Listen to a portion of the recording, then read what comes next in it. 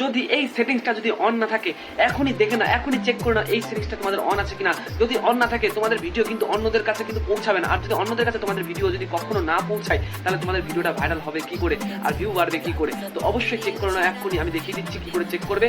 আর যদি ভিডিও দেখে কোনো হেল্প হয়ে থাকে অবশ্যই লাইক শেয়ার কমেন্ট করে পাশে থাকবেন। এখনই চেক করে আসো, চলো বন্ধুরা। ঠিক আছে, ফেসবুকটা খুলে নেবো, নিয়ে এই উপরে 3টে লাইনে চলে যাবো।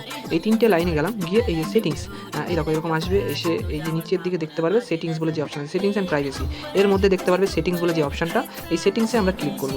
এই সেটিংসে ক্লিক করার পরে নিচের দিকে চলে আসবে একটু, এই যে এখানে দেখতে পাবে এই ডিফল্ট অডিয়েন্স সেটিং। এই ডিফল্ট অডিয়েন্স সেটিংয়ে যাবে। ডিফল্ট অডিয়েন্স সেটিংয়ে গিয়ে দেখবে যে এখানে তোমাদের এই অপশনটা পাবলিক করা আছে কিনা। যদি পাবলিক করা না থাকে অবশ্যই পাবলিক করবে, আর যদি অন্য কিছু করা থাকে সেগুলো ক্যান্সেল করে অবশ্যই পাবলিক করবে। কারণ এই অপশনটা না থাকলে কিন্তু তোমাদের কিন্তু কোনো ভিডিওই বা ফটো অন্য কারোর কাছে যাবে না। ফ্রেন্ড যদি করা থাকে তোমার ফ্রেন্ড সার্কেলের মধ্যে তোমাদের ভিডিওগুলো থাকবে, কাস্টমার যদি করা থাকে তুমি যাদের কাছে পৌঁছাতে চাও তাদের কাছেই ভিডিওগুলো পৌঁছাবে। তো অবশ্যই কিন্তু পাবলিক করবে, এই অপশনটা করে নেক্সট করে দেবে।